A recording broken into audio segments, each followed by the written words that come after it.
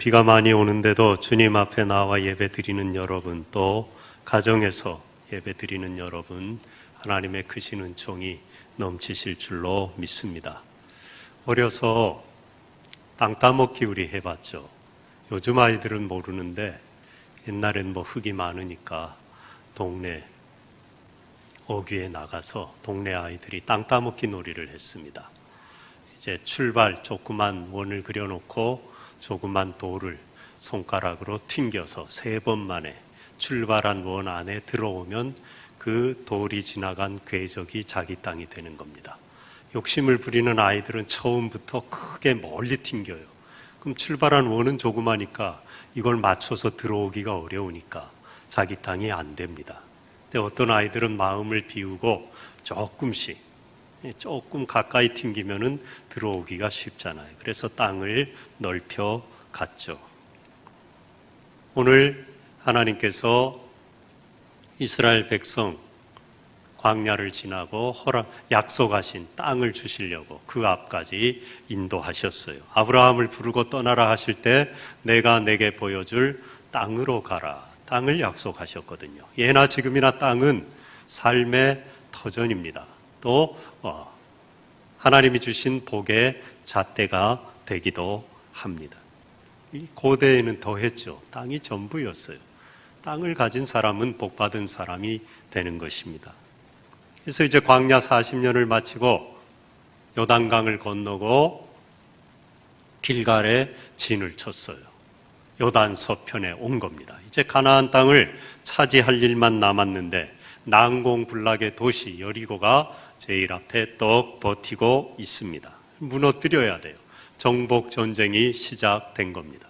정탐꾼을 둘을 미리 그 여리고성에 보내는데 발각이 됐습니다. 군사들이 잡으려고 왔는데 기생 라합이 옥상에 숨겨서 다행히 살고 무사히 임무를 마치고 돌아오게 됩니다. 그때 이 정탐꾼 둘을 숨겨주었던 이방 여인 기색 라합의 고백입니다. 2장 9절에 보면은 여호와께서 이 땅을 너희에게 주신 줄을 내가 아노라. 우리가 너희를 심히 두려워하고 이 땅 주민들이 다 너희 앞에서 간담이 녹나니 홍해를 가르신 일, 광야에서 베푸신 수많은 이적과 기적, 그리고 요단 동편의 모압과 암몬 이 족속들을 물리친 전쟁의 하나님인 것을 들은 거예요. 그래서 이 땅을 너희에게 주신 줄을 내가 아노라. 하나님을 잘 모르는 이방 여인의 입술을 통해서 이 전쟁이 하나님의 전쟁이요 정당한 전쟁이라는 걸 지금 하나님이 입증하고 계신 겁니다. 여러분, 우리가 뭔가 다 바라고 계획하고 추진하고 살아가는 걸 전쟁한다 그러잖아요. 나쁜 의미가 아니라 싸운다 그러잖아요. 자신과도 싸우고 죄와도 싸우고 뭔가 되지 않는 그것과 우리가 씨름하지 않습니까? 그런데 문제는 이 싸움이, 이 전쟁이 정당하느냐 하는 것입니다. 아무리 열심히 준비하고 갈고 닦고 전쟁에 임해도 정당성에 대한 확신이 없으면요, 그 사람의 삶은 휘청거립니다. 이룬들, 전쟁에 승리한들 공허합니다. 삶의 의미가 없어요. 왜?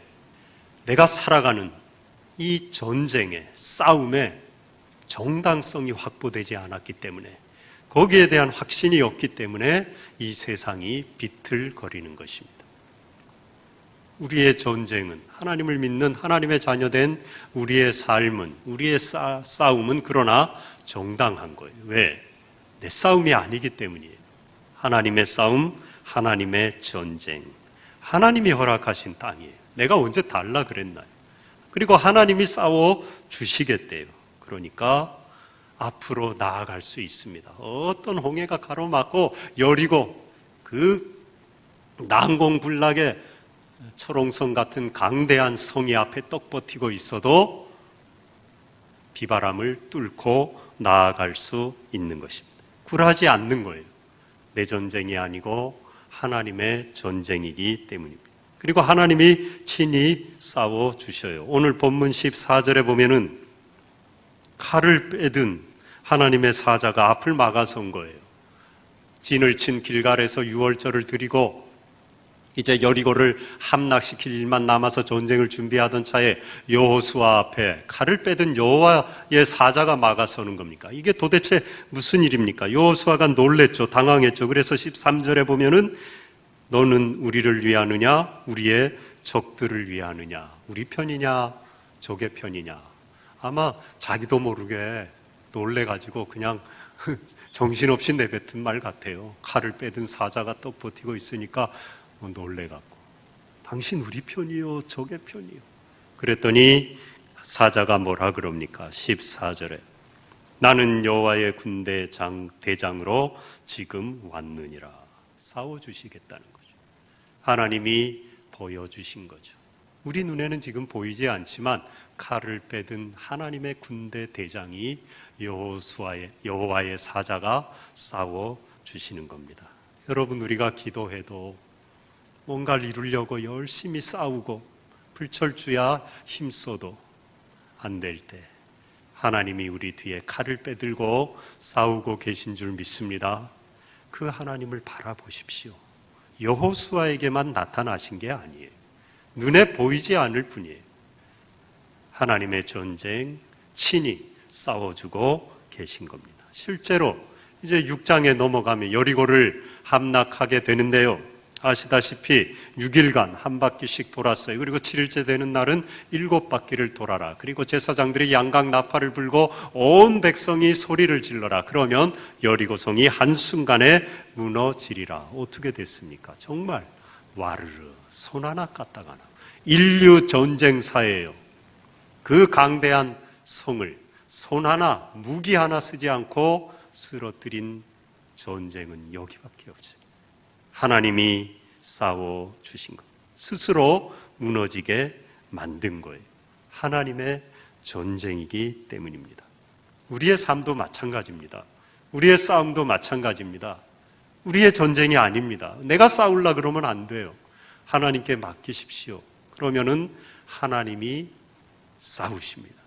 어떤 강대한 성도, 여러분 앞에 막힌 벽도 하나님이 한순간에 깨뜨려 버릴 줄로 믿습니다.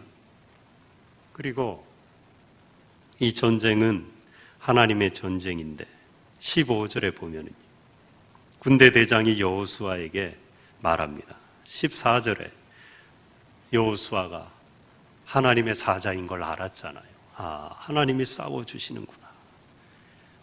믿음이 있으니까. 그리고 이제 전쟁을 치러야 되니까 하반절에 보면 내 주여 종에게 무슨 말씀을 하려 하시나이까 묻습니다. 듣겠다는 거예요. 뭔가 하실 말씀이 있어서 자기를 찾아오셨으니까 묻는 겁니다. 그때 15절에 여호와의 사자 군대 대장이 내 발에서 신을 벗으라. 내가 선 곳은 거룩하니라. 무기를 준비해라. 전술 전략을 내가 가르쳐 줄게. 지도 가져와 봐라. 한마디도 하지 않고 전혀 다른 얘기를 합니다. 거룩하라는 거예요. 거룩한 전쟁. 그게 우리가 싸워야 될 전쟁이에요. 내 무기를 내려놔야 됩니다. 나는 하나님 앞에 거룩하고 정결하기만 하면 돼요. 그럼 하나님이 싸우셔요. 그걸 지금 말씀하는. 내가 싸울 테니까 너는 거룩하기만 해라. 나를 믿고 의지하고 정결하기만 해라. 그러면은 승리를 보장해 주겠다. 이 거룩한 전쟁을요, 이 여호수아의 정복 전쟁 이 이야기를 통해서 살펴보면 크게 뭐가 거룩한 전쟁이냐, 우리가 싸워야 될 싸움이 뭐냐, 두 가지로 살펴볼 수가 있습니다. 먼저 여러분, 이제 가나안 땅에, 젖과 꿀이 흐르는 땅에 하나님이 싸워주셔서 다 몰아내고 정복하고 차지하고 들어갔어요. 들어가면 어떻게 됩니까? 맛있는 거 가져와라. 배불러요. 그러면 이제 좀 누워볼까? 누우면 등 따스워요. 졸려요. 좀 자볼까? 졸자 자자. 심심하네. 어디 가서 도박이나 좀 해볼까? 어디 재밌는 거 없을까? 여기 가까운데 어디 좋은 데 많다던데. 친구 따라 강남 가는 거예요. 정착하고 평안하면요, 딴 생각이 들어요. 여러분 언제 딴 생각이 들던가요? 광야, 한치 앞으로 알 수 없는, 낮에는 떼약볕이 내리쬐고 밤에는 추워 벌벌 떨고 먹을 게 없는, 뱀과 정갈과 맹수가 우글거리는 그 광야 인생을 지날 때, 신혼초에 단칸방에 살 때 죄 지을 생각이 드시던가요? 살기 바쁘죠. 가장 행복하죠. 힘은 들지만. 그런데 살만 하니까 어떻게 됩니까? 하나님을 덜 의지하게 되고 쾌락을 쫓고 마침내 우상의 중독에 빠지는 겁니다. 이 세상 왜 이렇게 중독이 많습니까? 살만하기 때문입니다. 우리 부모님 세대 중독 별로 없었어요. 알코올 중독 뭐 이런 거 빼고는. 요즘은 너무 뭔 중독이 많아요. 왜 그렇습니까? 살만하기 때문입니다. 그래서 하나님은 진멸하라 그러셔요. 신명기 20장 16절 18절에 보면은 오직 내 하나님 여호와께서 내게 기업으로 주시는 이 민족들의 성읍에서는 호흡 있는 자를 하나도 살리지 말지니 이는 그들이 그 신들에게 행하는 모든 가증한 일을 너희에게 가르쳐 본받게 하여 너희가 너희의 하나님 여호와께 범죄하게 할까 함이니라. 호흡 있는 자를 하나도 살리지 말지니. 그래서 하나님을 부정하는 사람들은 이걸 가지고 전쟁을 좋아하는 하나님, 폭군의 하나님, 어린아이까지도 죽여버리는 하나님, 어린아이가 무슨 죄가 있다고, 군인만 죽이면 되지, 싹 진멸해버려라, 하나도 살리지 말라, 그런 전쟁을 좋아하는 하나님을 우리가 어떻게 믿을 수 있느냐? 그 하나님이 어떻게 아들을 십자가까지 내어주신 사랑의 하나님, 인자하신 하나님, 자비와 긍휼이 한이 없이 천대 만대까지 복을 주시는 하나님이냐? 그 하나님 우리가 믿을 수 없다 그럽니다. 아니에요. 사랑하셨어요. 이스라엘 백성들을 특별히 사랑하셔서 땅을 차지하면, 평안해지면 곧바로 죄의 길로 빠져들 인간의 본성을 너무나 잘 아시기 때문에 진멸하라고 한 것입니다. 그리고 그것은 그들의 죄 때문이어서 신명기 9장 5절에 보면은 내가 가서 그 땅을 차지하면 내 공의로 말미암음도 아니며 내 마음이 정직함으로 말미암음도 아니요 이 민족들이 악함으로 말미암아 내 하나님 여호와께서 그들을 내 앞에서 쫓아내심이라. 이 민족들이 악함으로 말미암아. 그 전에 회개할 기회 다 주셨어요. 기생 라합은 어떻게 그런 고백을 합니까? 정탐꾼을 숨겨줍니까? 하나님을 직접 보진 않았지만 소문 듣고, 그래도 믿음까지는 아니어도 자기 살 길을 찾은 거거든요. 돌이킨 것입니다. 다 소문 들었어요. 다 알았어요.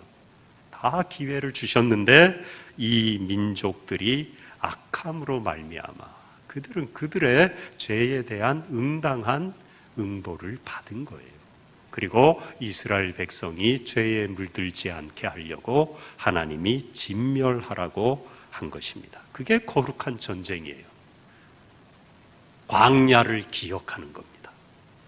그래서 삶이 좀 평안해졌다고, 가나안 땅을 주셨다고 여기에 주저물러 앉아서는 안 된다는 것입니다. 끝까지 주님을 붙들어야 돼요. 그리고 정착하면 어떻게 됩니까? 농사도 지어요. 곡간을 만들어야 돼요. 저장고를 만들어야 돼요. 수확물을 쌓아야 돼요. 쌓았어요. 어떻게 해야 돼요? 지켜야 돼요. 야, 밤에 도둑이 들어 다 훔쳐갈라, 지켜라.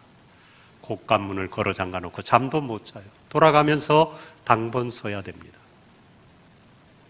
평안해지면 하나님이 주신 복은 너무 좋은데 우리는 거룩한 전쟁을 포기하게 됩니다. 그래서 다 바쳐라. 전리품을 하나도 남기지 말고, 가지지 말고, 저장하고 쌓지 말고 하나님께 바쳐라. 헤렘 규정이라 그럽니다. 여호수아 6장 18절에 보면 너희는 온전히 바치고 그 바친 것 중에서 어떤 것이든지 취하여 너희가 이스라엘 진영으로 바치는 것이 되게 하여 고통을 당하게 되지 아니하도록 오직 너희는 그 바친 물건에 손대지 말라. 하나님께 바쳤는데 취해서 너희에게 바친 게, 이스라엘 진영으로 바친 게 되지 말게 해라. 쌓지 말아라. 그거 지키려는 전쟁하지 말고 광야처럼 하나님께 다 맡기고 그때그때 주시는 은혜로 살아가는 거룩한 전쟁, 믿음의 전쟁에 전념하라는 것입니다. 실제로요, 곧 넘어가서 6장에서 여리고를 무너뜨려 놓고 7장에 가면은 아이성, 여리고성과는 비교도 되지 않는 작은 성, 정말 조그만 군사가 를 풀어서도 정복할 수 있는 성인데 대패를 해버리고 맙니다. 여호수가 하나님 앞에 눈물로 엎드려, 도대체 이게 어떻게 된 일입니까? 저 큰 여리고를 우리가 무너뜨렸는데 이 조그만 아이성 앞에 이렇게 패배해서 도망할 수밖에 없다면 우리가 믿는 하나님은 어쩌란 말입니까? 저들이 조롱할 거 아닙니까? 그때 하나님이 너희 중에 전리품의 일부를 취한 자가 있다, 찾아내라, 정결하게 해라. 찾아 제비 뽑았더니 아간이라는 사람이 뽑혔는데요, 전리품 일부를 챙겼어요. 욕심이 난 거예요. 이 정도는 괜찮겠지, 아무도 모르겠지. 신할산에 외투 한 벌, 은 200세겔, 500세겔, 50세겔 되는 금덩이 하나, 그거를 천막 안에 감춰놓은 겁니다. 그걸 다 불태우고 하나님께 다시 드리고 정결하게 한 다음에 아이성과의 전쟁에 이깁니다. 거룩한 전쟁인 거예요. 우리가 싸울 필요가 없는 거예요. 우리는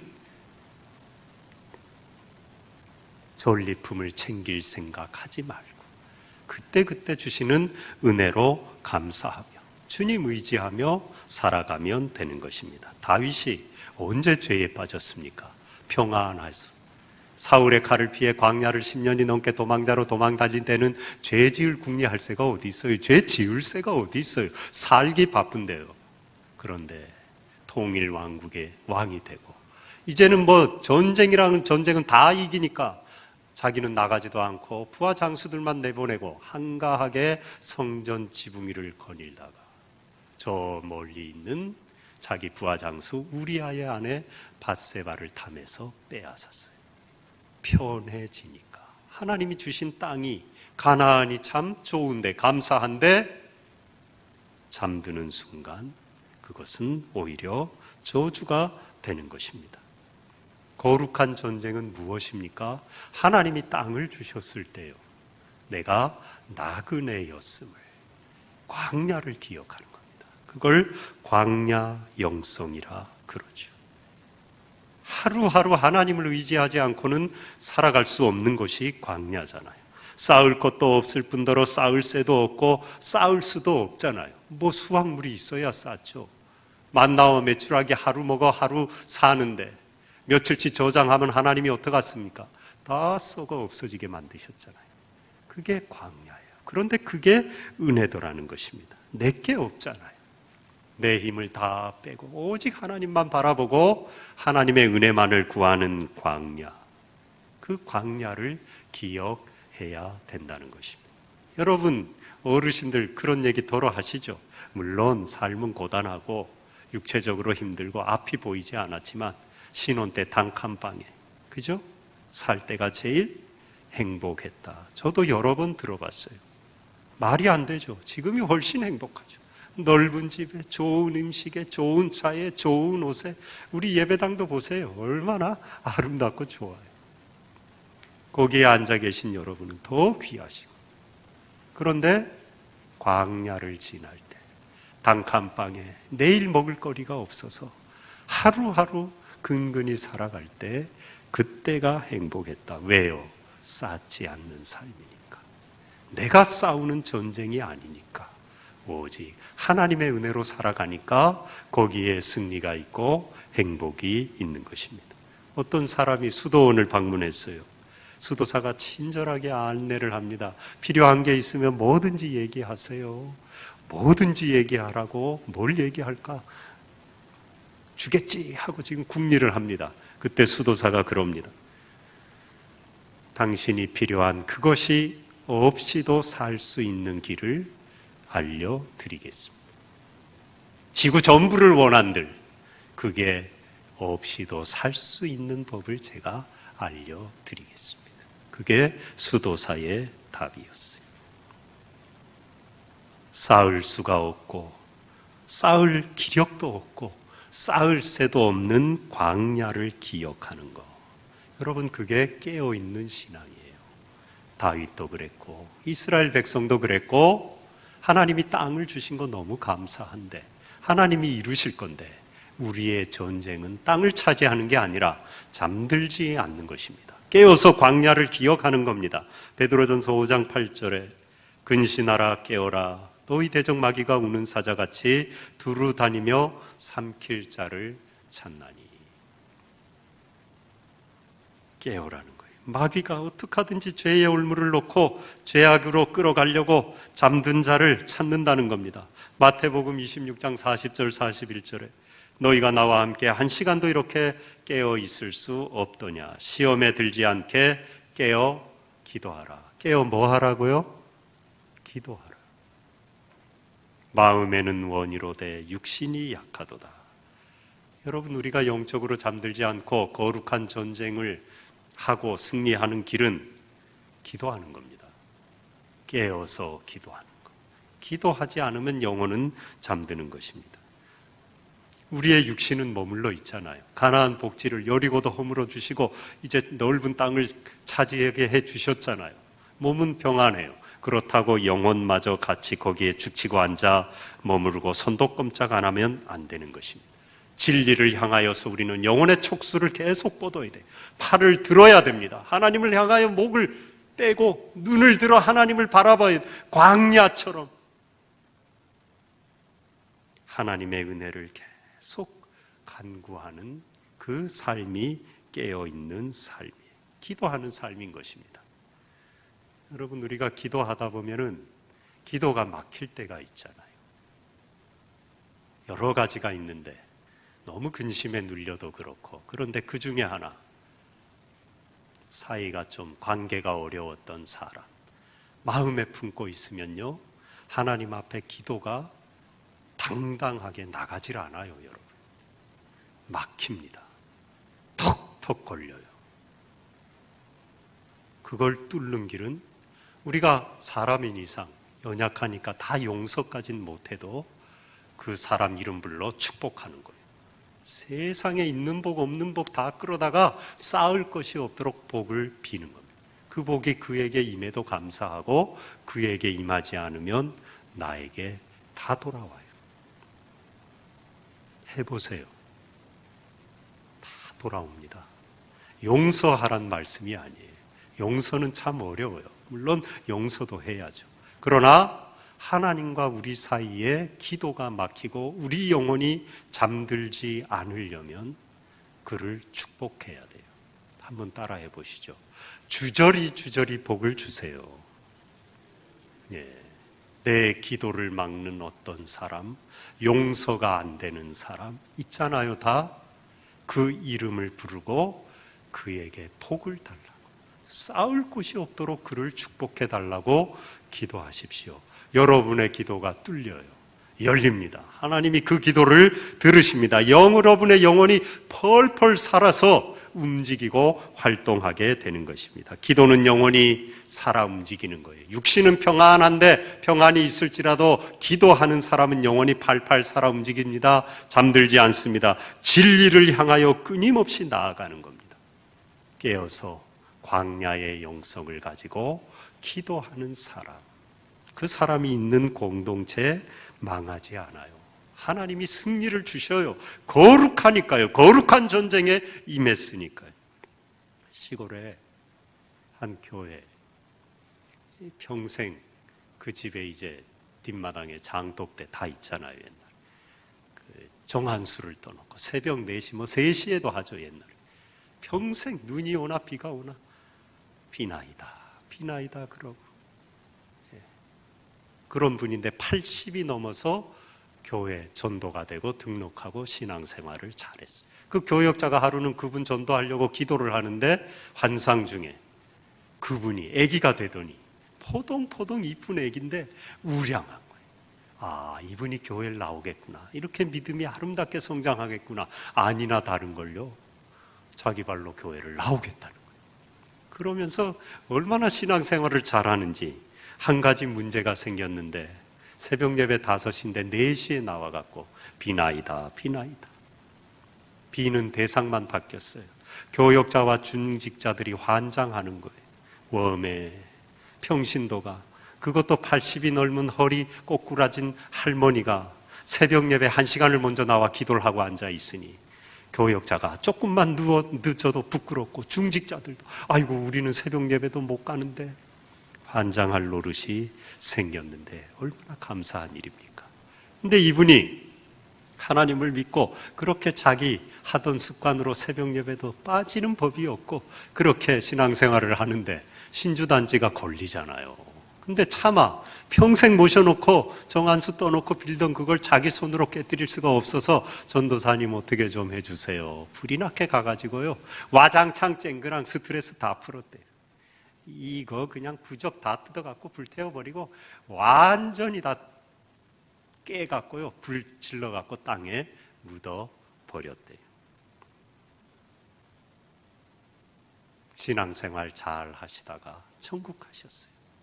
깨어 기도하는 삶, 광야의 영성을 기억하는 전쟁, 그게 우리의 전쟁이에요. 그러면 하나님이 다 싸워 주십니다. 약속의 땅을 허락하셨죠. 싸우시는 하나님이죠. 하나님의 자녀를 위해 지금도 저와 여러분 우리 모두를 위해 싸우고 계셔요. 그러니까 우리의 싸움은 정당한 겁니다. 우리의 소망은 정당한 것이고 우리의 기도도 정당한 거예요. 왜? 하나님이 허락하신 전쟁이기 때문입니다. 신명기 5장 33절에 너희 하나님 여호와께서 너희에게 명령하신 모든 도를 행하라. 그리하면 너희가 살 것이요 복이 너희에게 있을 것이며 너희가 차지한 땅에서 너희의 날이 길리라.